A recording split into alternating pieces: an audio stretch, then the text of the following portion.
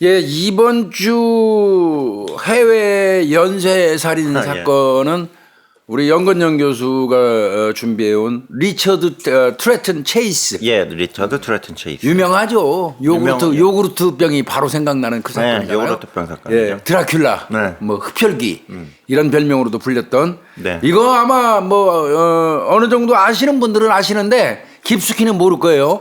교수님 이게 내용은 많이 나와 있어요. 내용 많이 나와 있죠. 되게 많이 나와 있는데 이게 정리가 엉망진창으로 돼 있어가지고 그러니까 다큐멘터리도 제가 미국 다큐멘터리 교수님 4개를 봤거든요. 풀로 다 봤는데 내용이 다 틀려요. 그래서 이걸 다 정리를 해가지고 그러니까 공식적 오피셜이나 좀 메이저급 언론사에서 나온 기사 있잖아요. 거기는 뭐 헛소리는 안 할 테니까 그래서 그걸 기반으로 설명을 드리려고 하고요. 교수님 아시다시피 요구르트 연쇄살인범 이렇게도 요구르트병 연쇄살인범으로 불리고요. 그다음에 공식적으로 거의 명칭화된 건 세크라멘토 뱀파이어. 세크라멘토 뱀파이어. 네, 캘리포니아 세크라멘토에서 주로 살인을 저질렀기 때문에 그리고 이제 카니발리즘 아시잖아요, 교수님. 카니발리즘. 인육을 먹는 걸 이제 카니발리즘이라고 그래서 인육을 먹는 연쇄살인범 그래서 카니발 시리얼 킬러 이렇게 불립니다. 그렇죠. 네, 사진은 뭐 나와 있다시피 이제 지저분해요, 근데 네. 이 새끼. 이 머그샷도는 뭐 나와 있고 그렇게 돼 있는데 77년부터 78년까지 2년인데 실제로는 교수님 아시겠지만 기간이 몇 달 안 되잖아요. 맞아요. 얼마 안 되고 인원수도 그렇게 많지는 않아요. 네, 6명입니다. 총 2년 동안 2년 말은 횟수로는 2년인데 실제로는 뭐 한 3개월 사이에 6명을 살해한 미국 연쇄살인범이고요. 피해자는 이제 많지는 않은데 사체를 훼손하고 이제 먹고 사체를 그리고 피를 마시는 일종의 뱀파이어식하고 카니발리즘을 보여줬기 때문에 엽기적인 연쇄살인범 전용으로 불리고 있고요. 그다음에 교수님도 아까처럼 사담 나누실 때 말씀하셨는데 그 연쇄살인 프로파일링에서 이제 그 비조직화된 연쇄살인 이게 표준 모델로 돼 있거든요. 그것도 설명드리겠습니다. 그다음에 이제 세크라멘토 지역에서 계속 그 살인을 저질렀기 때문에 세크라멘토 뱀파이어 또는 뱀파이어 킬러 또는 드라큘라 시리얼 킬러로 불려요. 피를 먹었기 때문에 피를 마셨어. 이름은 막 붙이니까 그런 거고요. 그다음에 크리미널 마인드 교수님 보셨잖아요. 네. 시즌 1에 나와요. 시즌 1에 특히 이제 블러드 헝그리라는 용어가 가장 이제 핵심적인 단어로 로버트 레슬러도 얘기하셨는데 이 블러드 헝그리라는 건 뭐냐면 이렇게 배고프기 때문에 피를 먹는다, 피를 마신다, 뭐 이런 개념으로 최초로 나온 사건이 이 리처드 트레튼 체이스 사건입니다. 성장 과정을 먼저 보면 50년생입니다. 50년생이네. 네, 5월 23일에 태어났고요. 캘리포니아주 세크라멘토시에서 태어났고요. 그러니까 형제 관계가 거의 안 나와요, 기록에. 근데 여동생이 한 명 있었답니다. 그래서 장남이고요. 아버지 어머니가 이제 평범한 중산층 가정을 이뤘는데 이제 문제가 뭐가 발생했냐면 뒤에 말씀드리겠지만 엄마가 너무 셌나 봐요. 엄마가. 네.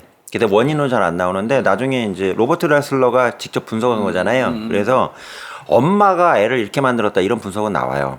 그러니까 어머니가 주장이 강하고 어머니가 약간 그 편집정하고 그 조현병 증상이 좀 있으셨대요. 과대망상. 네, 과대망상. 과대 피해망상이죠, 교수님 정확하게는. 과대 피해망상. 네. 근데 이제 저도 이거 공부하면서 배운 건데 피해망상이 이렇게 유전이 된대요. 그러니까 생물학적 유전이 되는 게 아니고 엄마가 피해망상이나 아빠가 피해망상증이 있으면 그 꼬라지를 보면서 난 저러지 말아야지 그런데 자식이 이렇게 또 없는데네요 이게 사회적으로. 그래서 그 어머니가 이제 아버지를 그렇게 들들 볶았나 봐요. 너 바람 피는 거 아니냐, 너 마약쟁이 아니냐 막 볶은 거예요. 그러니까 실제는 그런 일은 없었대요. 그러니까 아버지하고 맨날 싸우는 거네. 그렇죠, 그렇죠.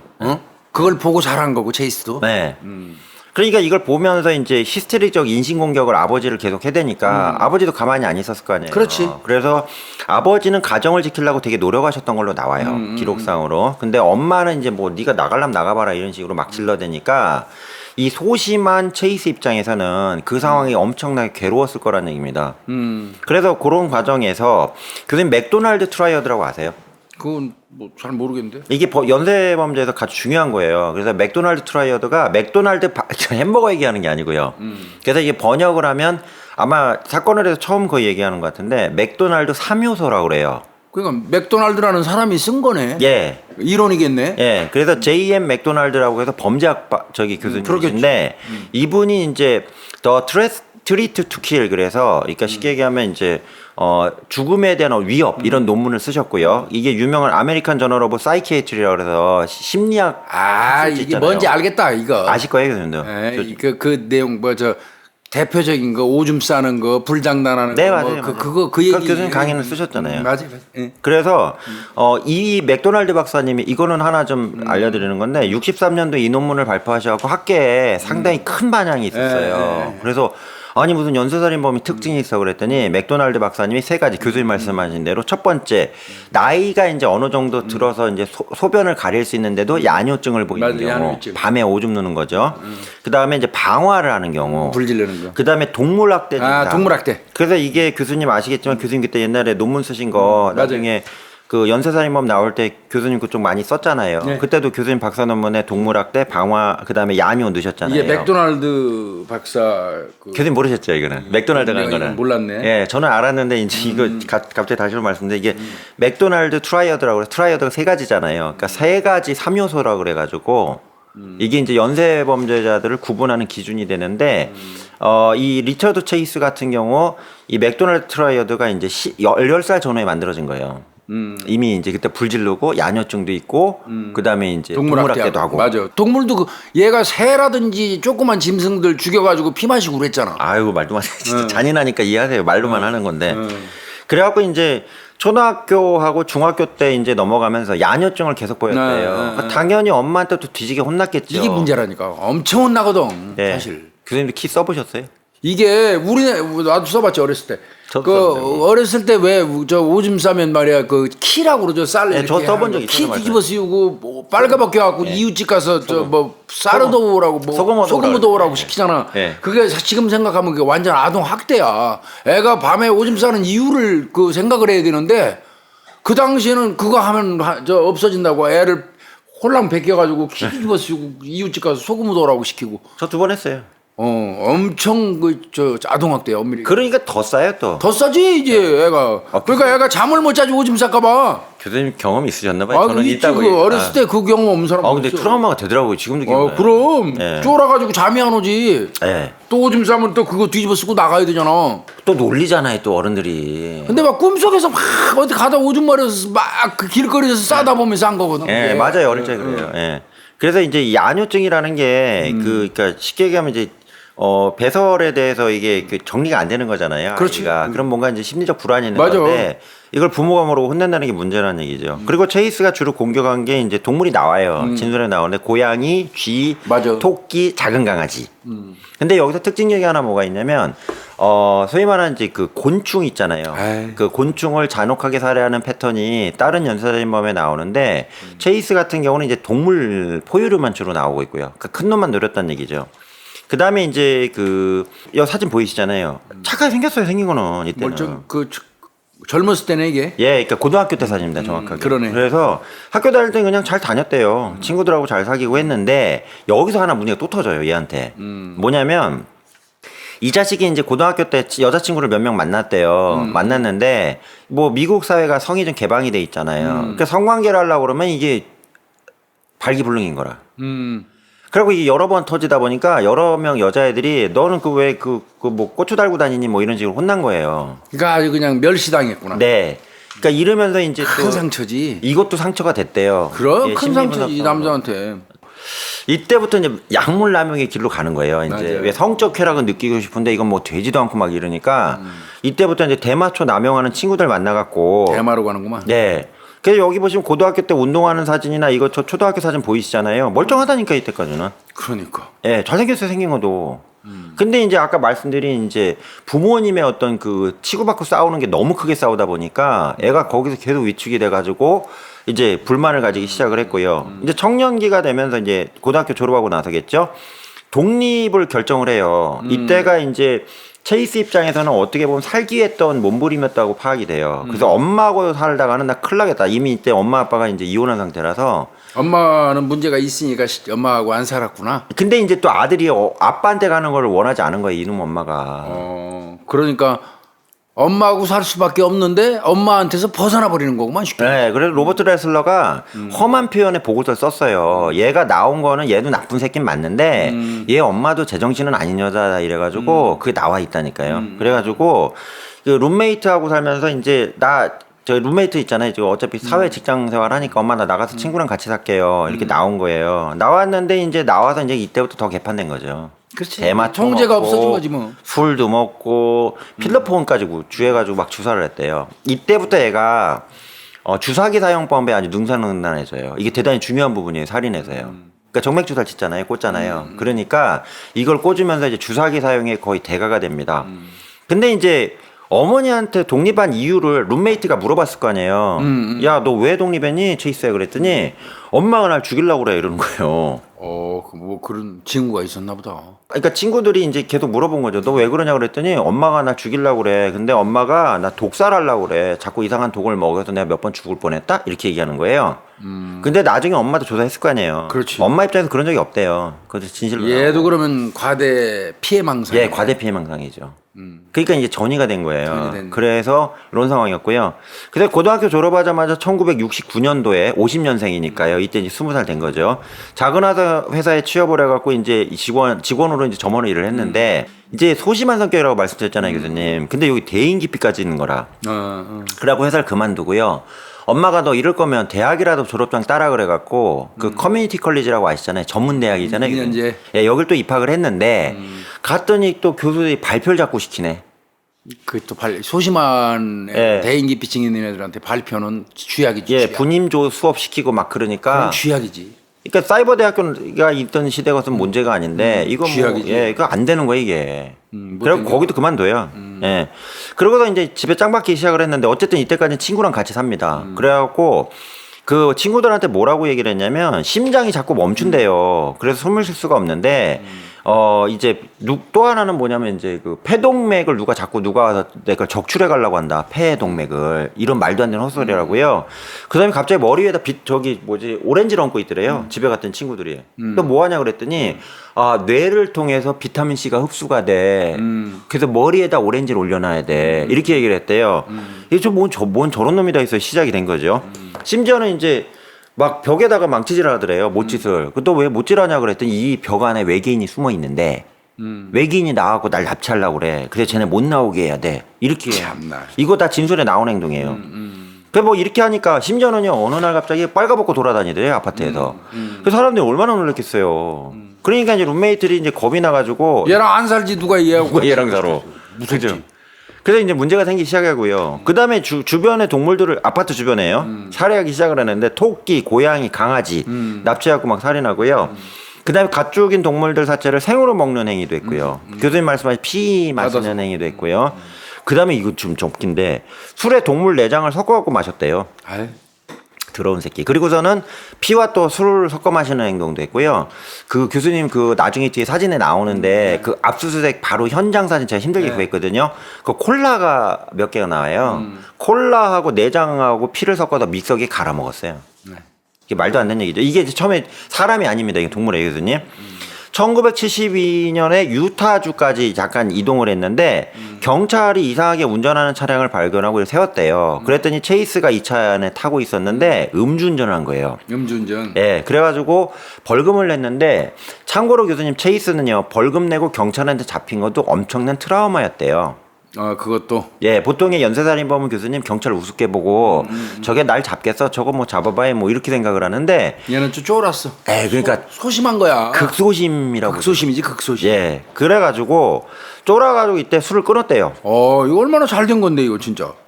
그러니까 얘는 이렇게 제어가 됐으면 제어가 됐던 애인데 제어가 안 되는 상황으로 계속 내몰리다 보니까 이런 문제가 있잖아요 보여지고요.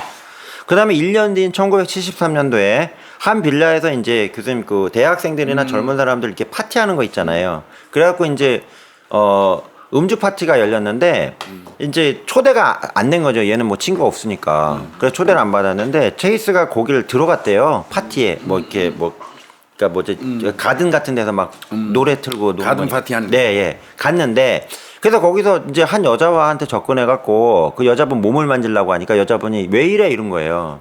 그래갖고 거기 이제 주최 측에서 너 나가. 너 누군데 초대도 안 받는데 성추행범이 들어왔으니까. 나가 이래서 나간 거예요. 내보낸 거 끝났대요. 그랬더니 또 거기 또 들어가려고 지랄하니까 경찰에 신고를 해버린 거예요. 그럼 체포됐겠네. 예, 체포됐죠. 그래갖고 이제 체포가 됐는데 체포하는 과정에서 이제 체포해서 이제 들어가면 검신하잖아요. 몸을 이렇게 검사를 하잖아요. 검신하는 과정에서 허리채를 툭 치니까 22구경 권총이 뚝 떨어진 거예요. 이 새끼. 그랬더니 경찰이 봐라 이 새끼 총 뭐야 그래갖고 시리얼 넘버 조회해봤더니 불법 총기인 거라 허가도 안 받고 그래갖고 불법 무기 소지 및 경찰한테 좀 개긴 걸로 해갖고 체포거부를 해서 벌금 또 $50를 선고받습니다. 근데 이게 이런 상황이 계속 발생하니까 엄마가 지금 상태가 좀 안 좋잖아요, 애기가요. 그래서 안 되니까 야 이거 너 안 되겠다 그래갖고 아빠랑 다시 만나요. 체이스 엄마가 이혼한 아빠죠. 만나갖고 여보 당신이랑 나랑 부모 역할을 해야겠다. 얘가 지금 불법무기 소지하고 음주운전에서 걸리고 지금 난리가 났는데 얘를 당신하고 뭐 6개월이든 6개월이든 아빠 집에 6개월 엄마 교대로 관리하자는 거지. 예 핑퐁 전에도 살이 있었죠. 교대로. 애한테 도움 하나도 안 됩니다 이게. 그래가지고 이렇게 하면서 왔다 갔다 했는데 문제는 뭐냐면 그때 아빠도 이제 느낀 거예요. 왜 엄마한테만 맡기다가 아빠가 보니까 이거 애가 좀 맛이 갔거든 그 사이에. 그리고 너 안 되겠다 그러고 지금 73년도에 가든 파티 사건이 있었다고 그랬잖아요. 그래서 아빠를 다시 만나면서 아빠가 얘 좀 치료 좀 하자. 그래가지고 일단 정신과 치료 1차를 받아요. 그래서 이제 했는데 그러다 이제 나왔겠죠. 치료 한번 받고요. 나왔다가 1976년 이제 3년 지나섭니다. 이때 이제 엄마가 집에 갔는데 정맥에 주사기가 꽂힌 상태에서 쇼크로 기절해 있는 거예요. 체이스가. 그 엄마가 놀라갖고 뭔 일이야 하고서는 했는데 그러니까 주사기가 꽂힌 상태에서 근데 마약한 건 아니에요 근데 얘가 기절한 거라. 주사기에는 그러면 마약 성분이 아니야? 그러니까 꽂혀 있으니까 일단은 뭔지 모르니까 들고 갔겠죠. 응급 그 119가. 갔는데 갔더니 이제 의사가 경악을 한 거예요. 왜?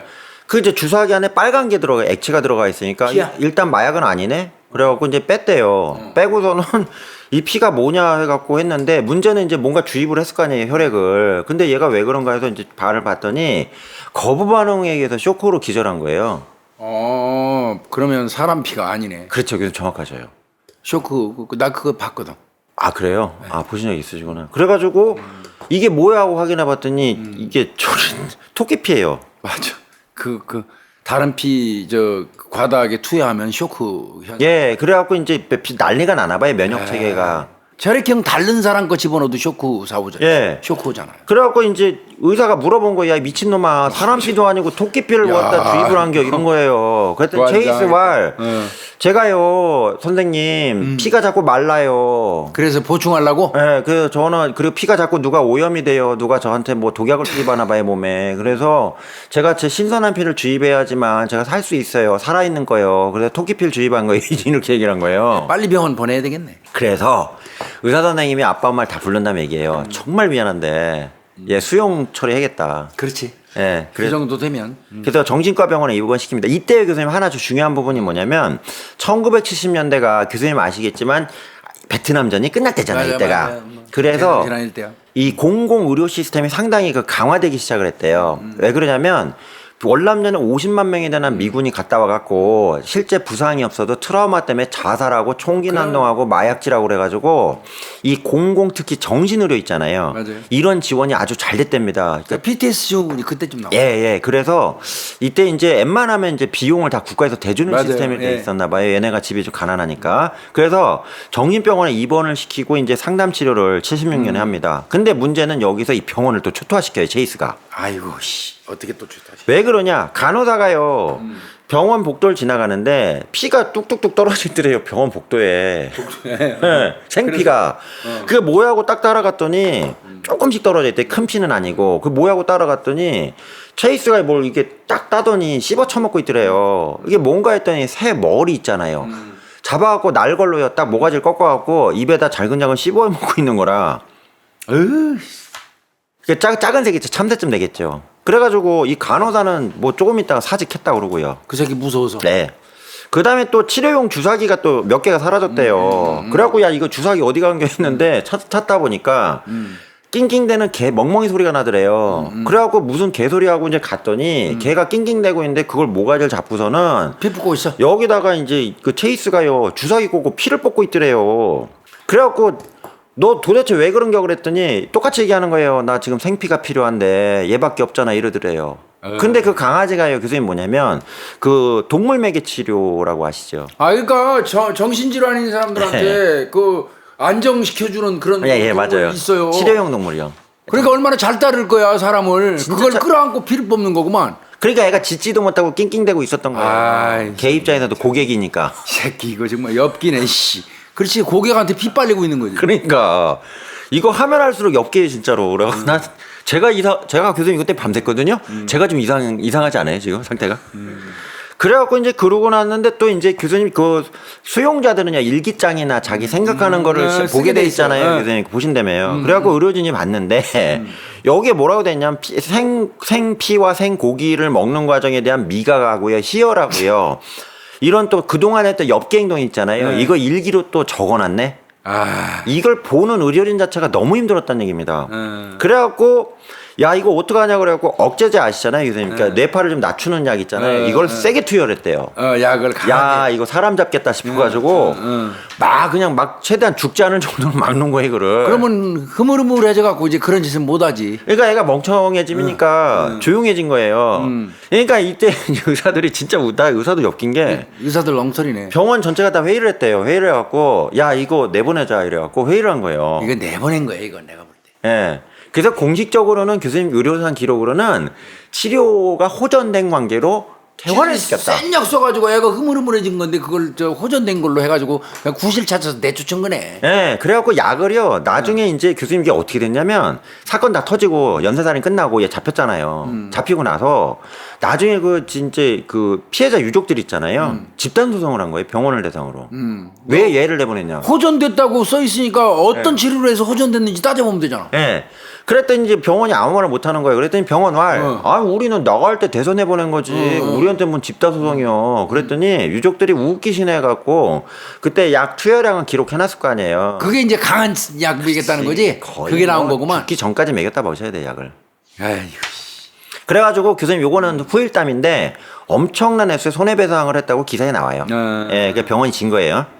그래서 이제 애를 이제 쉽게 가면 교수님 흉기를 내보낸 거예요 이게. 그렇지. 어디만 놔도 다 칼질이 되는 놈을 움직이는 흉기지. 이 세상에 공공의료로 지정돼 있는 정신병동에서 내보내버린 거예요. 그러네. 이때부터 이제 일이 커지기 시작을 한 거죠. 그래가지고 이제 퇴원하니까 엄마 입장에서는 얘를 또 데리고 있을 수는 없잖아요. 엄마도 무서워했나 봐요. 그러겠지. 왜 그러면 엄마가 지가 안 무서웠으면 데리고 있었을 거 아니에요. 그러니까 이제 너 집 좀 하나 구해주자 그래가지고 했는데 역시 마찬가지로 이 당시 미국 정부에서 아까 말씀드린 대로 그 PTSD 있잖아요. 그러니까 베테랑 즉 제대한 군인들의 이런 어려운 부분들이 있어서 정신질환자를 대상으로 이 집을 구할 수 있는 임대료하고요 생계비를 전폭 대줬대요. 그래서 이 요양보험금이죠. 이걸 타갖고 체이스한테 이제 너 생활비로 써라 월세도 걱정하지 말아 해서 이제 애를 독립을 시킵니다. 근데 이제 문제는 뭐냐 혼자 있으니까 계속 조현병이 악화될 거 아니에요. 약은 안 먹고. 네, 조현병이 아시겠지만 관리를 꼭 해야지만 되는 정신과 질환이고 이게 잘만 관리되면 또 괜찮다고 그러더라고요. 제가 의사들한테 들어봐도. 근데 이게 악화가 되는 상황에서 어머니가 집을 이제 가끔 방문할 거 아니에요. 방문했는데 문제는 뭐냐면 이제 너무 지저분하니까 거기다가 관리를 안 하니까. 근데 여기서 제가 교수님 하나 느낌이 기록엔 안 맞는데 엄마는 위험성을 인지했어요. 집에 들어가면 계속 저기 지나가는 저기 동물들 잡아먹고 있었을 거 아니에요, 얘가. 봤겠지. 봤을 거예요, 저는. 그렇게 냉장고만 봐요. 열어봤어도 금방 알지. 예, 봤을 거예요. 근데 이 엄마가 이걸 신고하지 않고 방치한 거에 대해서 그러니까 로버트 레슬러 그 선생님이 계속 얘 엄마 얘기가 많이 나와요. 맞아요. 그러니까 보고서에도 체이스에 관련해서 얘도 또라이 맞는데 얘 엄마 계속 나오거든요. 이건 뭐냐면 애가 지금 살인귀로 돌변하고 있는데 엄마가 이거에 대해서 적극적인 대응을 안 하고 그냥 방치한 게 아니냐. 그러니까 그때까지만 해도 사람을 상대로 하지는 않았었을 거야. 예. 근데 교수님 생각해보세요. 갔는데 결국은 진화되지 이제. 새가 머리가 뜯겨져 있고 앵무새를 그렇게 빨아서 먹고 그랬다며. 피 빨아서. 장난 아니라니까 이거. 그래서 이건 엄마는 알았을 거거든요. 근데 이제 엄마가 막 뭐라고 하니까 얘가 이제 뭐라냐. 엄마 다음부터 우리 집에 오지 마요. 엄마 나 문 안 열어줄 거야. 이러고 안 열어줬대. 엄마를 또 통제하는구만. 네. 이때 이제 엄마가 통제가 벗어난 거예요. 이때부터. 그러고도 이제 동창들 있잖아요. 근데 얘가 그 고등학교 다닐 땐 참 착하고 그래가지고 친구들이 좀 착한 애들이 많대요. 그래가지고 집을 좀 방문했나 봐요. 도와주려고 먹을 것도 사오고. 그럼 너무 지저분하잖아요. 이 너 꼴이 뭐냐 그랬더니 두 가지 얘기를 해요. 첫 번째 히틀러의 친위대 비밀 조직이 있는데 얘네가 날 지금 감시하고 있다. 그래갖고 날 지금 죽이려고 해갖고 내가 이렇게 살 수밖에 없는 거고, 두 번째는 UFO를 타고 외계인들이 와서 날 자꾸 납치하려고 한다. 생체 실험을 하려고. 야, 참 명백하게 조현병 증상이네. 네, 난 여기 집안에만 있어야 된다. 이러니까 친구들 어이가 없는 거죠. 그러다가 교수님이 이게 지금 아주 이제부터 본격적으로 나오는 게 1977년도 8월에요. 네바다주 아시잖아요, 교수님. 네. 예. 네바다주가 이제 사막이 좀 많잖아요. 근데 거기에 피라미드 레이크라고 해서요, 인디언 자치 보호구역에 있는 소금 호수가 하나 있대요. 그러니까 약간 소금기가 있는 호수인데, 여기에 이제 인디언 자치 경찰이라고 교수님 아시잖아요. 인디언 보호구역은 자치 경찰권이 그렇게 세다고 그러대요. 엄청 세요. 자기들이 그냥 뭐 연방경찰도 못 들어간다고 네. 하더라고요. 그래서 이 자치 경찰이 페트롤하다가 그 호수변에요, 차가 한 대 서 있는 거예요. 그거 모지하고 이제 페트롤 요원 인디안 경찰이 딱 열었더니 그 안에 총이 있고 피가 흥건한 막 1000조각이 왕창 널려 있고 그다음에 버켓이라고 이제 바구니가 있는데 딱 들춰봤더니 생간 있잖아요. 이따시만한 게 있는 거예요. 따끈따끈한 게. 그래고 놀래가지고 야 난리 났다 이거예요. 그래서 이 인디언 그 경찰 페트롤이요, 연락 끼게 빨리 다 튀어와 그래갖고 경찰들이 무대기로 온 거라. 그게 와가지고 이제 근처를 뒤진 거예요. 피해자가 있는지 가해자가 있는지. 뒤졌더니 세상에 백인 남성이 한 700~800m 밖에요, 정신 나간 채로 빨가벗고 왔다 갔다 돌아다니는 거라. 완전 나체 상태에서 온몸이 피가 범벅이 돼갖고요. 그걸 바로 체포했대요. 저게 분명히 사람 죽여갖고 간 뺐나 보다 싶어갖고. 그래갖고 이제 경찰서로 끌고 갔는데, 경찰서 끌고 가니까 얘가 뭐 헛소리 하니까 일단은 진정시키려고 이렇게 잡아놨을 거 아니에요.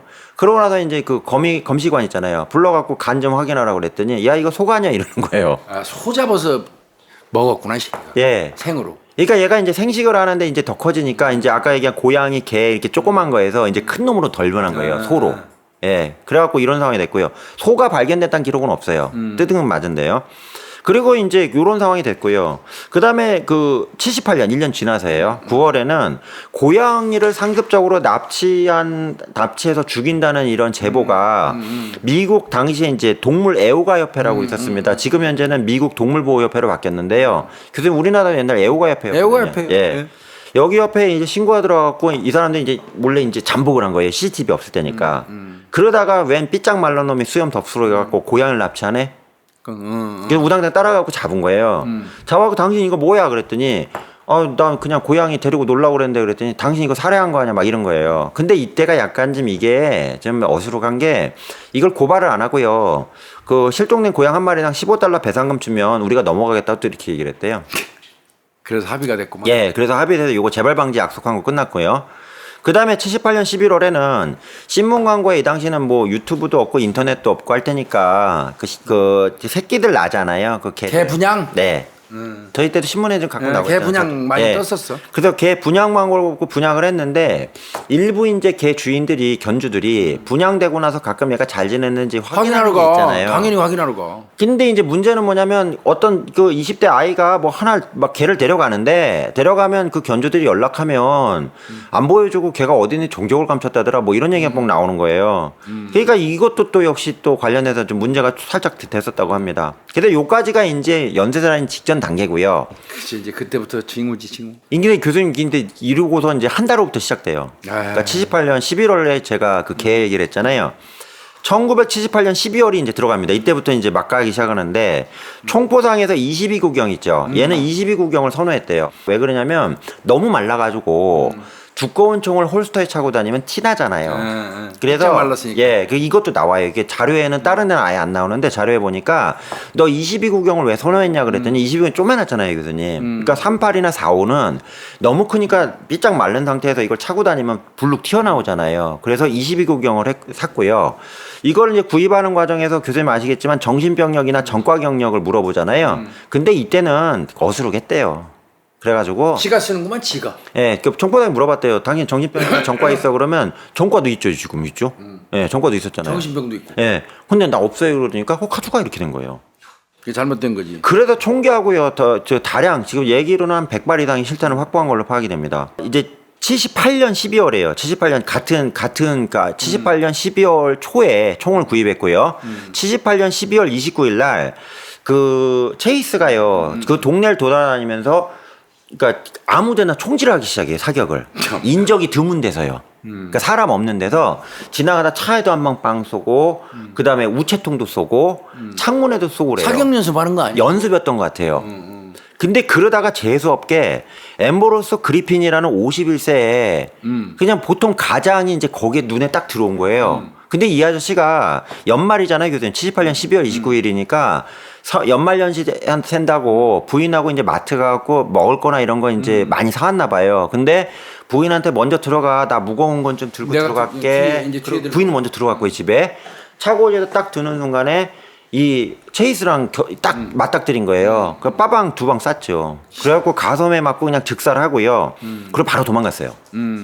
그러니까 이제 이때부터 이제 골치 아프기 시작을 한 거죠. 왜 그러냐면 그 멀쩡한 저기 주택가에서 갑자기 그 가장이 51세 총 맞아 죽은 새 난리 났잖아요. 그러고 나서 이제 얘가 이제 심리적으로 불안했나 봐요. 그래가지고 집에 돌아와서 시끄러운 음악을 틀고 막 춤을 추고 있었는데 옆집 사람이 당신 시끄러워. 왜 이렇게 시끄러워? 이렇게 얘기한 거예요. 근데 이제 아파트 앞쪽 집이었대요. 그러니까 얘가 미안해하고 끈 다음에 조금 이따 그 집에 가서 불을 질러버려요. 아유 이제 흉기가 됐구나 완전. 예. 근데 이제 문제는 그 집주인 입장에서는 이렇게 약간 화염병식으로 이렇게 불을 질렀는데 분명히 체이스 건 같은데 뭐 증거는 없잖아요. 그렇지. 그러니까 신고도 못하고 또 잘못 신고했다가 쟤한테 보복당하면 어떡하냐 그래갖고 이거 방안 넘어갑니다. 그리고 해가 넘어가서요. 체이스가 이제 그 한 집에요. 이렇게 가가지고 그 발코니 있잖아요. 현관에요. 이렇게 계속 이렇게 들어가려고 막 그러니까 주인이 당신 들어오지 마. 여기 왜 들어오려고 그랬더니 아무 말도 안 하고 계속 들어가려고 그러더래요. 그러니까 집주인이 나가 이 새끼야 그랬더니 계속 쳐다보더래요. 그 눈 마주치고 대치 상태였대요. 근데 이 당시 집주인이 째려봤대요. 그러니까 아주 강하게 째려봤대요. 진술상. 왜? 너 들어오면 너 죽고 나 죽는 거야 이 새끼야. 뭐 무기 들고 둔 것도 아닌데 그 가정주택을 들어오려니까 막 이렇게 째려봤대요.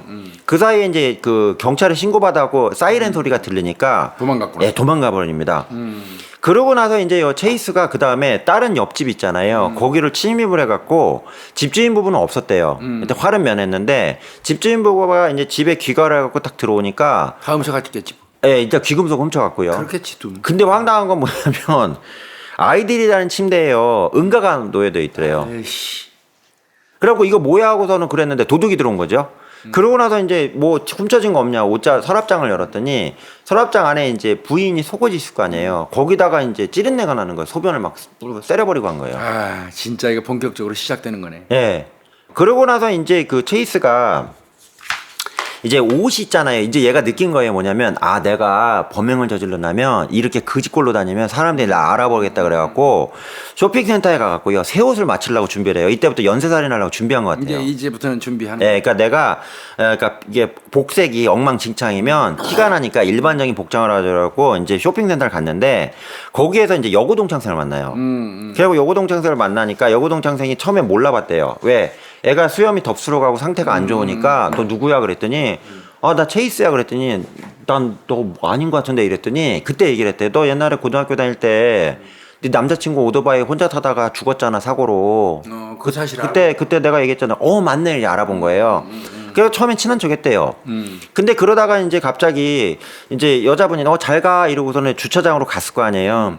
가갖고 이제 차 타려고 하니까 갑자기 문을 열라 하더래요. 체이스가. 그래서 이 여자 동창이 놀라갖고 밀치고서는요 문을 잠근 다음에 도망가 버려요. 이건 어느 정도 알았기 때문에 화를 면한 거네. 화를 면했어요. 동창이 이날 만약에 그러니까. 탔으면 죽었어요 그냥. 그러고서 이제 딱 가니까 체이스가 닭 줬던 게 이제 지붕 쳐다보는 상황이 됐잖아요. 그러니까 닭이 없어졌네. 그러면 어떻게 오리라도 잡아야 되나 이렇게 된 거예요. 그렇지. 그래갖고 바로 저희 주차장에서 도주했잖아요. 동창생이. 그러고 나더니 옆에 있는 주택가를 이제 서성인 거예요. 타겟을 노리려고. 이러다가 테레사라는 가정주부가 쓰레기를 버리러 집 밖으로 나오고 있었던 거예요. 그러니까 22살밖에 안 돼요. 이분이 테레사 윌린이라고 22살의 어린 주부였는데 쓰레기를 버리러 딱 나오는데 딱 하니 체이스랑 마주친 거예요. 그러니까 체이스가 딱 달려드니까 여자분이요. 이 테레사라는 여자분이 얼른 집에 들어가서 문을 잠그려고 하는데 이걸 이게 속도가 늦은 거예요. 밀치고 그냥 들어온 거라. 이때부터 이제 난리 난 사건이 발생했다는 얘기입니다. 이분이요, 그 테레사란 주부분이 당시에 배는 안 나오셨는데 임신 3개월이었대요. 그런 상황이었는데 들어와갖고 이제 살인이 저질러졌고요. 그리고 도주한 다음에 테레사 남편이 데이비드 윌린이라고 24살밖에 안 되는 남편인데 이 사람이 부인 만나려고 귀가를 했더니 난리가 난 거예요. 상황 자체가 집이. 어떤 상황이었냐면 경찰에 바로 신고했겠죠. 그 당시 그냥 있는 대로 말씀드리면 배가 열려져 있는 상태였어요. 칼로 배를 갈라가지고 열려 있는 상태였고 그 다음에 배 안쪽에요 모은 것과 같이 피가요 이렇게 그득히 한쪽 구역에 이렇게 몰려 있었고요. 그러니까 긁은 식으로 피가요 선지가. 떠서 마시려고 그런 거야. 네 맞습니다. 정확합니다. 그리고 자궁하고 이제 몸 안에서 있잖아요. 정액은 발견됐기 때문에 강간은 당한 걸로 파악이 되고요. 그리고 이제 사방에 이제 피가 흐트러진 상황으로 여기 이제 피해자 얼굴 되게 착하게 생기셨잖아요. 이 테레사라는 여성이 당하게 됩니다. 짐승한테. 또 하나는 뭐냐면 당시에 이게 하도 엽기적이라 경찰이 바글바글 쳐들어왔는데 와서 들어가자 봤더니 교수님 말씀하신 요구르트 병이 하나 있는 거예요. 그래서 이게 뭐냐고 딱 봤더니 요구르트 병이 좀 큰데 그 안에 피가 흥건했고요. 가장 중요한 거는 요구르트 병 주둥이에 입구 쪽에 예 입술이 찍혀 있는 거예요. 피 자국이겠지. 네, 그러니까 입술에 혈흔 자국. 예, 입술 자국이 있는 거예요. 그래서 야 이거 뭐야 하고 봤는데 당시 이제 검시관들이 뭐냐 이거 이 미친 새끼 이거 피 먹은 거 아니야 이렇게 된 거란 얘기예요. 그래서 그렇게 돼 있었고요. 그래서 이때 도저히 안 돼갖고 FBI가 출동합니다. 출동해갖고 했는데 또 하나 더 황당한 건 뭐냐면 내장을 꺼내갖고 잘기갈기 잘라갖고 이제 테레사라는 여성의 내장이 잘라져서 여기저기 넓어져 있었고요. 일부 이제 기록이 안 나는데 지금 찾았어요. 씹다가 내뱉은 장기가 나와요. 그러니까 씹어서 질겅질겅 먹었다는 얘기입니다. 말도 안 되죠. 그때 로버트 레슬러 있잖아요, 교수님. 그 유명한 이분이 때 나타나요. 이걸 담당하셨다고 그러더라고요. 그 와서 딱 오자마자 분석을 했는데 이분이 그 FBI 수사관들하고 경찰관들한테 지역 경찰한테 이거는 unorganized type crime이다 이렇게 얘기한 거예요.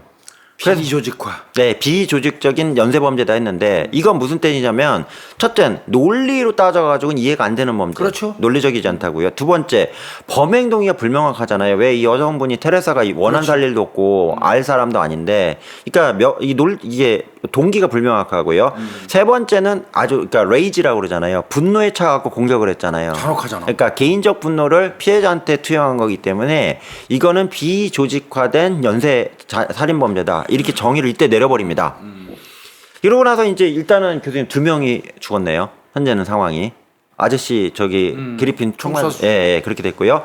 79년 1월 27일 넘어가는데 이때도 이제 신고가 들어와요. 신고가 들어왔는데 무슨 신고냐? 이웃집에서 저 집이 원래 아이들도 2-3명 있고 되게 시끄러운 집이었는데 조용하네 그래갖고 이웃집 주민이요.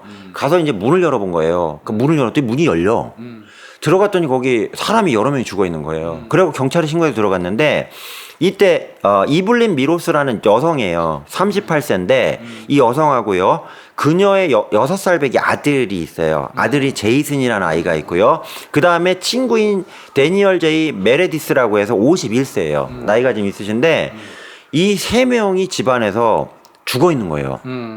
그래서 경찰이 또 출동했죠. 출동했는데 첫 번째 그 데니 제이 메로디스라는 51대 이분은 현관에서 이제 머리에 2발의 총을 맞고 엎어져 이웃집 주민이지? 예, 엎어져 죽은 상태로 발견됐어요. 그러니까 사체에서는 그게 크게는 안 돼 있고요. 그냥 거기서 맞아 죽었고요. 그다음에 2층으로 올라가니까 2층으로 올라갔더니 그 침실에서 이 이블린이 주 공격 대상이었던 것 같아요. 이 38세 여성이 갔더니 아까 말씀드린 테레사 사건하고요. 똑같네. 하나도 틀린 게 없이 똑같이 잔혹한 상태로 돌아가셔 있는 상태로 발견됐다는 얘기입니다. 그러니까 배가 갈라져 있고요.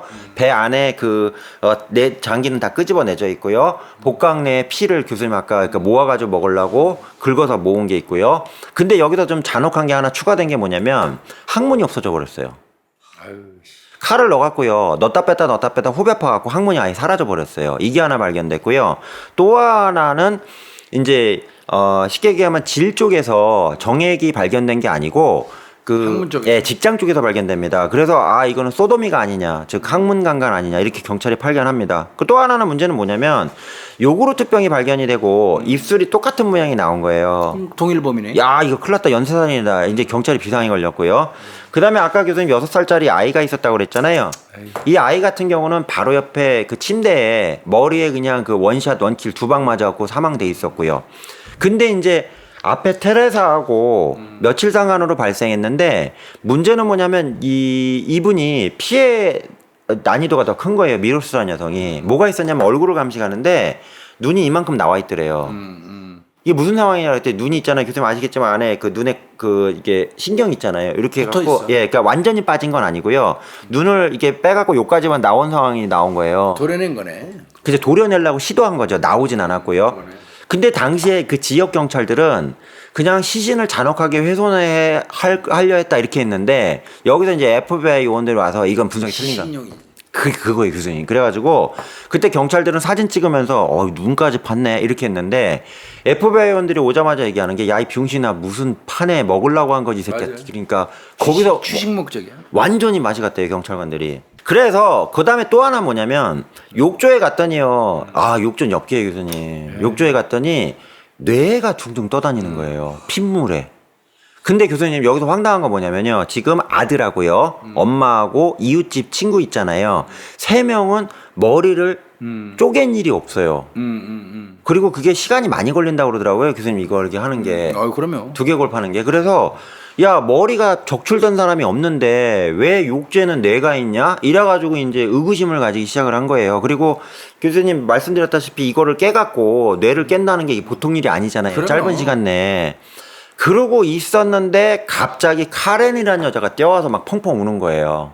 주부가 와갖고 다른 여자지. 예 아이 찾아달라. 살아있는 사람이니까 카렌이 와갖고 어떻게 막 우는 거예요. 그래서 경찰들이 있다가 아줌마는 또 뭐예요 그랬더니 제가요 저 아이를 맡겼는데요 제 아이가 없어졌어요. 여기 같이 있었어요 그런 거예요. 아유. 그랬더니 누구예요 그랬더니 데이비드의 아들 이름이 데이비드 페레이라라고 해서 22개월 됐죠. 이 아이가 거기 같이 있었는데 없어진 거예요. 나쁜 놈의 새끼. 그러니까 이 순간에 경찰이 야, 그 뇌 좀 다시 확인해봐 그랬더니 뇌가 사이즈가 작은 거예요. 이 순간에 아씨 어떻게 이거 얘인가 보다 이렇게 된 거죠. 근데 문제는 뭐냐 시신은 못 찾았어요. 뇌만 적출하고. 예, 뇌만 찾았어요. 그래서 일단 여기서 4명의 여기 사진 아기 보이사잖아요. 이 애가 페레이라 데이빗인데 그리고 가운데 있는 아이가 그 6살짜리 애가 아들이고요. 이렇게 돼갖고 이제 말도 안 되잖아요. 그래가지고 야 이거 큰일 났다 싶어가지고 비상령을 발동합니다. 왜 그러면 이 동네 자체가 완전히 난리가 난 거예요 지금. 야 이게 무슨 일이냐 그래가지고 또 교수님 아시겠지만 이 당시에 그 경찰들이 입이 싸가지고요 이 보안 수칙이 없었대요. 그래서 가자마자 집에 가서 얘기할 거야. 야 큰일 났어 문 다 잠고. 경찰들이요 거기 현장 본 경찰들 있잖아요. 끝나자마자 막 전화기로 공중전화 다 뛰어갔대요. 지네 집 조심하라고. 예, 야 빨리 문 잠고. 어떤 미친놈이 돌아다니면서 며칠 동안 지금 막 뇌도 파고 막 배도 가려고 그래 막 난리가 난 거예요. 그러니까 이제 수습이 안 되죠. 그래가지고 FBI가 이제 수사본부 차려가지고요. 야 이거 큰일 나겠다 싶어갖고 이제 조사를 하는데 무려 있잖아요. 수사관을 65명을 투입했답니다. 이 작은 동네에다가 많이 한 다 때려잡으려고 해갖고 그때부터 전단지 만들었고 했는데 이때 교수님 말씀하신 레슬러 선생님의 프로파일이 나와요. 뭐라고 되냐? 정신병력 있거나 마약 복용 경력이 맞아요. 있을 것으로 유명한, 추정이 됩니다. 예. 이거고요. 25세에서 28세 사이에 마른 백인 남성으로 추정됩니다. 맞아. 주변에 대해서 아무런 반응이 없으면, 그러니까 뭘 얘기해도 모른 척하거나 반응이 없으며 지저분하고 불결한 상태일 겁니다. 그리고 혼자 살면서 운둔형 외톨이일 가능성이 있습니다. 그리고 피해에 대한 과도한 집착이기 때문에 신체 부위, 옷이나 어디에라도 반드시 피를 묻히고 다닐 겁니다. 그 다음에 중증 피해 망상자로 예상됩니다. 그 다음에 군대나 정상적인 직업 활동을 하지 않았을 가능성이 있습니다. 이런 사람을 주변에서 보셨다면 FBI나 지역 경찰에 신고해 주십시오 하고 전단지 쫙 뿌려버린 거예요. 이게 나중에 맞았죠, 교수님? 맞아요. 네. 그리고서 이제 했는데 하루 지나서 28일 됐는데 무슨 상황이 발생했냐? 그렇게 깔아놨는데도 하루 동안요 완전히 봉쇄를 했대요, 지역을. 봉쇄를 했는데 경찰이 막 진짜 다 방문했대요. 가가오 방문해서 칼 맞은 사람, 총 맞은 사람 다 가가오 방문했고요. 거의 그냥 계엄 상태로까지 진행이 됐대요. 근데 문제는 뭐냐? 아무도 이 사람을 봤다거나 이런 사람이 있다고 얘기를 안 하는 거예요. 근데 갑자기 한 여성이 나타납니다. 수사본부에. 나타나서 이분이 뭐냐면 제가요 그 사람을 알 것 같아요 이러고 경찰한테 얘기를 한 거예요. 그 도망갔던 동창생인가? 네, 낸시예요. 낸시. 정확하게 낸시라는 친구예요. 동창인데 이 낸시가 교수님 추정대로 오자마자 제가 쇼핑센터에서 걔를 봤는데 지금 말씀하신 거랑 딱 맞아요. 근데 얘가 범인일 것 같은 느낌이 있었고요. 가장 핵심은 뭐냐면 그때 교수님 저기 그 옷을 아주 그지같이 입고 있었다 그랬잖아요. 새 옷 살라고. 근데 옷이 피가 여러 군데 묻어 있었대요. 그래서 그걸 본 거를 보고 얘기를 한 거예요. 그렇겠지. 이때 이제 이 당시에 교수님 아까 말씀드렸다시피 마약 중독자나 조현병 환자나 뭐 다 그런 건 아니지만 당시 이제 FO에도 찍은 대상들 있잖아요. 전과자나 이래갖고 그 지역에 수십 명의 남성들이 유력한 용의자로 돼갖고 경찰이 쪼개서 이게 탐문하고 조사를 하고 있었는데 일단 낸시라는 동창이 나타나서 체이스일 가능성이 있습니다 하니까 좁혀졌잖아요. 그렇지. 근데 이 순간에 직감을 했대요. 얘가 맞겠구나. 그래가지고 경찰 일로 다 몰빵을 해서 그냥 보내버립니다. 와트 에비뉴라고 해서요. 이 와트 에비뉴라는 그 쉽게 얘기하면 주소인데 여기 아파트 15블럭에 살고 있었는데 여기로 경찰을 대거 투입을 해갖고 이제 잠복을 시키는데요. 얘가 느낌이 있었나 봐요. 체이스가 경찰이 날 잡으러 오지 않을까 그래갖고 주요한 거 들고서 날래려고 이제 박스를 들고 나가고 있었는데 이때 경찰이 덮친 거예요. 제대로. 네, 덮쳤는데 덮치는 과정에서 몸싸움이 났을 거 아니에요. 이때 또 총이 떨어져요 바닥에. 22구경. 예. 근데 총이요 완전히 피 범벅이 돼 있었대요. 그러니까 이 순간에 경찰이 야 너 씨 완전 진범이야 이래갖고 바로 체포를 해버린 거예요. 그리고 박스를 열었더니 피 묻은 여러 개 천하고 종이가 사람의 피로 보이는 발견됐고요. 바로 압송을 시켜버립니다. 그러고 나서 이제 교수님 하시는 방법 있잖아요. 집어넣고 압수수색 들어가시잖아요. 그렇죠. 그래서 법원에 영장을 받아갖고 압수수색을 했는데 문제는 뭐냐? 이때 그냥 뭣도 모르고 들어갔던 CSI하고요. 거기 이제 수사 지원 인력들이 들어가자마자 보고 트라우마 올 거야. 그 집 내용을 상상해봐. 몇 달 동안 치료받은 사람들이 수두로가 됩니다. 그럴 거예요. 예. 그래가지고 들어갔는데 순서대로 설명드리면 가자마자 이제 냉장고를 열었대요. 냉장고 안에. 열었는데 다량의 신체 장기를 접시하고 팩에다 보관을 해서 이 먹으려고 있잖아요. 이게 또 살 있잖아요. 살 좀 뜯어갖고 허벅지나 엉덩이 살을 전부 다 부위별로 해갖고 먹으려고 이렇게 해놨고요. 그 다음에 피 같은 경우도 우유병 있잖아요. 그래서 옛날에는 팩 안 쓰고 병 썼잖아요. 신선하게 먹으려고. 네, 거기도 역시 피를 이렇게 해갖고 먹으려고 해놨고요. 인체의 뼈도 다수가 발견됐는데 이것도 참 감식을 했대요. 했더니 가열조리해서 한 게 아니고 그냥 뼈를 생채로 잡았고 이렇게 뜯은 식으로요. 발라먹었구나. 예, 발라먹은 걸로 추정되는 뼈가 인체 뼈가 발견되고요. 개목걸이 3개 있잖아요. 도사견용 개목걸이 3개가 그럼 개도 3마리 먹은 거네. 그렇죠. 개도 없어졌다고 봐야겠죠. 이렇게 하고요. 그 다음에 책상 위에 교수님 이거는 보셨을 거예요. 인체 해부도 있잖아요. 네. 하고 검시에 관한 그러니까 시체 해부하는 거 있잖아요. 이러한 서류들이 발견이 됐다는 얘기입니다. 여기 그림에 보시는 게 이제 아파트 전경이고요. 네. 이 13번 증거물은 시커멓게 나오는데 이게 이제 그 장기를 먹으려고 이 안에가 신체 장기에 부위별로 해놓은 거고요. 위에가 믹서기예요, 교수님. 이게 믹서기인데. 갈아 먹었겠지. 이게요 청소도 안 해갖고요 그 시신이 부패돼갖고 완전 썩었네. 그 시체 냄새가 이 믹서기에서 어마어마하게 났답니다. 진술상. 그 밑에 있는 콜라 보이시잖아요. 피. 예, 쉐이커 여기다 콜라 섞어 먹은 거고요. 그래서 이거 보면 완전 맛이 간 거죠. 거기다 또 하나 뭐냐면 냉장고에 다른 칸을 열었더니 뇌가 또 발견이 된 거예요. 네, 그래서 아까 얘기한 그 아이의 뇌 있잖아요. 22개월짜리 뇌 일부를 여기다 보관했던 걸로 보이고요. 그 다음에 가장 핵심적인 게 뭐냐면 이게 달력 있잖아요. 교수님 옛날에 달력 쓰잖아요. 근데 거기에 보니까 이렇게 넘겨보니까 투데이라고 막 글씨가 많이 써 있는 거예요. 범행한 날이구나. 그래서 이게 뭐지 하고 했는데 교수님 범행을 3번을 했잖아요. 범행은 3차에 6명이 죽었잖아요. 그러니까 이 3차례 범행을 저질른 총으로 사살을 한 날, 그 다음에 테레사 죽인 날, 그 다음에 4명 몰살시킨 날, 이래갖고 3번인데 여기에 전부 다 교수님 투데이라고 써 있는 거예요. 근데 44개가 나와 투데이가? 그러니까 투데이는 3개는 이미 나와 있고 그러니까 나머지는? 나머지 44개 투데이가 더 있는 거예요. 아 그거는 사람일 수도 있고 짐승일 수도 있지 않나요? 근데 그게 이제 그 검거된 시점 뒤로 44개가 투데이가 써 있는 거예요. 일별로 그 월달력 있잖아요, 교수님. 그럼 여기 투데이. 할 예정이라는 건가? 그렇죠. 그래가지고 그 1년치 달력을 다 뒤져봤는데 검거된 이후에 투데이가 44개가 써있던 거예요. 그 나중에 레슬러 선생님이 만나고 물어봐요. 너 그 투데이 뭐였냐 그랬더니 실제로 눈 껌뻑거리더니 한 44명 실제 죽이려고요. 이렇게 얘기한 거라. 그러니까 지 딴에는 영양을 흡수하는 거지. 네. 먹어야 되는 그 네, 먹어야 시간대를 생 시신도 먹고 간도 먹고 뇌도 먹고 피도 먹고. 짐승이지 고 이거 말도 안 이런 되죠. 짓은 안 하지. 아유. 그래가지고 이제 이게 잡혔잖아요. 그래서 뭐 이거 사건은 솔직히 깔끔합니다. 왜 그러면 6명에 대해서 다 인정이 됐고, 그래서 재판 과정에서 총 6명에 대해서 1급 살인 혐의로 기소가 됐겠죠. 근데 얘는 정신질환자라. 그랬는데 이제 여기서 문제는 뭐냐면 변호인 측에서 강력하게 얘기를 하는 거예요. 뭐냐, 얘가 정신병력이 조현병이 계속 있었고 병원에서 치료받았고 엄마가 상태 안 좋고, 이것도 엄마도 공격하기 시작해요. 엄마도 상태 안 좋고, 그러니까 얘가 만들어진 또라이다. 얘가 원래 또라이가 아니고. 그러니까 이건 너무 중형은 좀 너무 심하다. 왜 사형을 구형하냐, 이렇게 된 거예요. 근데 문제는 뭐냐, 여기 나와 있죠. 예, 79년 5월 8일 날 저기 배심원들 만장일치로요. 너는 가스실이라고 정해줘요. 가스실에서 사형해라. 이건 고의가 있거나 사람이 아니니까 네, 이미. 너는 살 가치가 없다 이래가지고 만장일치 돼요. 그래서 그 샌 퀀틴 교도소라고 주립 교도소인데 여기는 사형 집행이 가능하답니다. 네. 여기로 보냈는데 보내고 났더니 이제 그 재소자들도 정의감 있나 봐요. 똥이 또 똥을 응징하나? 장난 아니었대. 얘를 보호하느라고 교도관들이 죽을 뻔했대요. 왜 그러냐면 워낙 나쁜 놈이니까. 넌 개새끼야 지나가면 내가 죽일게 이래가지고 그 건달들 있잖아요. 조폭들이 야 저거 먼저 죽이다 경쟁까지 했대요. 저 길 가다가 걸리면 그 안에 이제 그래갖고 교도관들이요 진짜 완전 경을 붙었대요. 왜 얘를 죽이면 또 영웅이 될 거야. 경호경보 경비해. 미국에서 뭐 난리가 났으니까 얘가.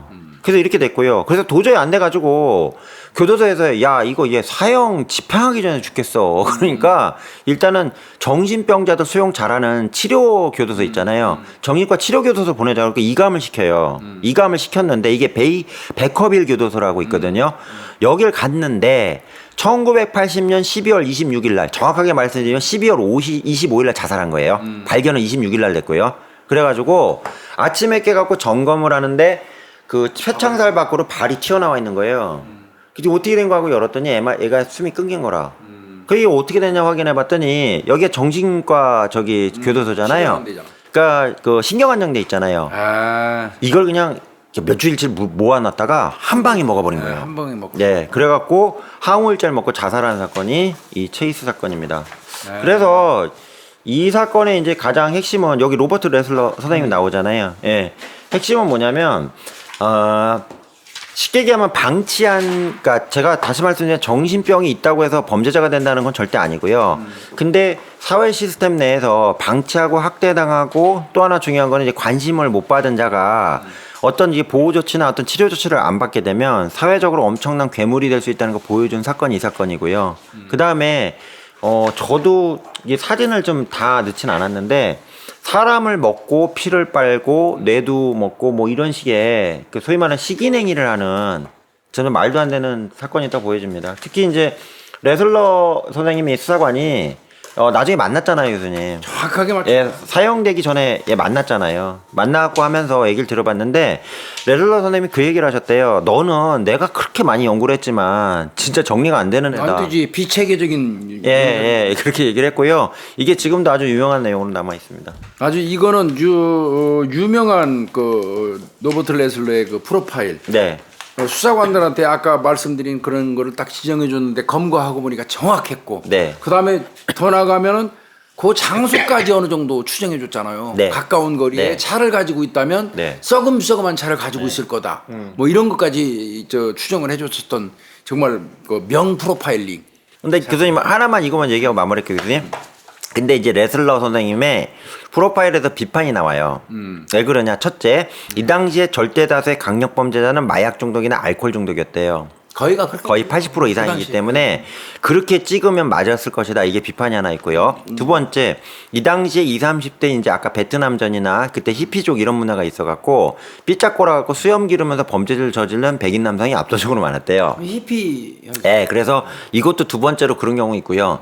세 번째 중요한 거는 그때 이제 경기가 안 좋아가지고 실직 상태인 사람들이 많았기 때문에, 그러니까 다수의 이런 범죄를 저지를 만한 사람을 이제 집어넣게 되면 거의 다 또 이게 맞대요. 일반적으로. 예, 그 당시도 이런 비판이 있었어요. 그렇기 때문에 그거를 만든 거는 위대한 거고 그거에 정확하게 100% 싱크로율이 되기 때문에 대단한 거라 보여지지만 일반적으로 수사 경력이 10년 이상이 된 사람이라면 그런 식의 추정을 할 수 있는 아니, 것도 그거야. 가능하지 않냐. 교수님도 아마 하셨을 것 같아요. 사실 일선 수사관들이 그죠?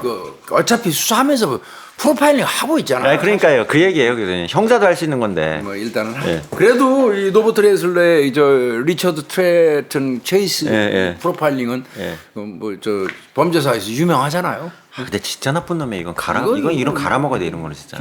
더럽고 지저분해서 뭐 이 입 주변에 그 부스럼이 잔뜩 있더라는 거 아니야? 검거. 네, 예. 자기 심장이 쪼그라드는 걸 막기 위해서 계속 남의 심장을 먹었다고 네. 얘기했었고요. 예.